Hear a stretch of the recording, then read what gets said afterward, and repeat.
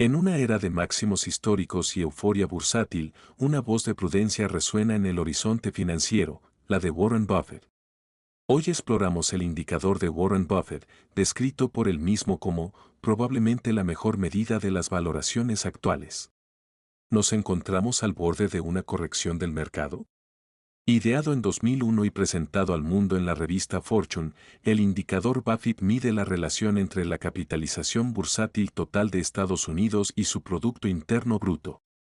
Según Buffett, este ratio es un barómetro fiable del estado de sobrevaloración o infravaloración del mercado en relación a la economía real. ¿Estamos en un escenario de burbuja? La fórmula es sencilla pero reveladora. Si la capitalización de mercado total es de 30 billones de dólares y el PIB de Estados Unidos es de 20 billones de dólares, obtenemos un ratio de 150%. Buffett sugiere que un 100% indica una valoración equitativa. Por encima del 200%, el mercado entra en zona de riesgo. Actualmente, este indicador se sitúa cerca del 190%, un presagio según algunos, de tiempos turbulentos. El pasado nos enseña, cada vez que el indicador Buffett ha tocado o superado estos niveles, ha seguido una corrección significativa. Desde la burbuja de las .com hasta la gran recesión, este indicador ha sido un faro de advertencia.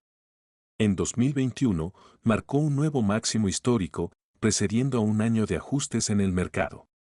Los mercados han subido este año a medida que el entusiasmo de los inversores por las acciones de inteligencia artificial, IA, ha llevado a los fabricantes de chips como Nvidia a máximos históricos. Wall Street también apuesta a que habrá 3 recortes de tipos de interés por parte de la Reserva Federal este año y los inversores han estado celebrando de forma preventiva. Pero algunos analistas están haciendo sonar la alarma. Les preocupa que el fervor por la IA esté equivocado.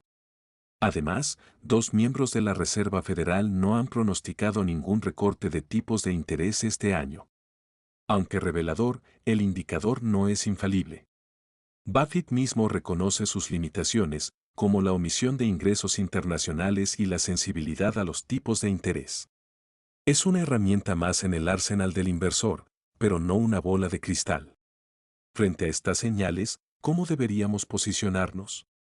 El indicador Buffett nos invita a reflexionar sobre la valoración del mercado, pero en un escenario económico tan complejo, se requiere un análisis más holístico.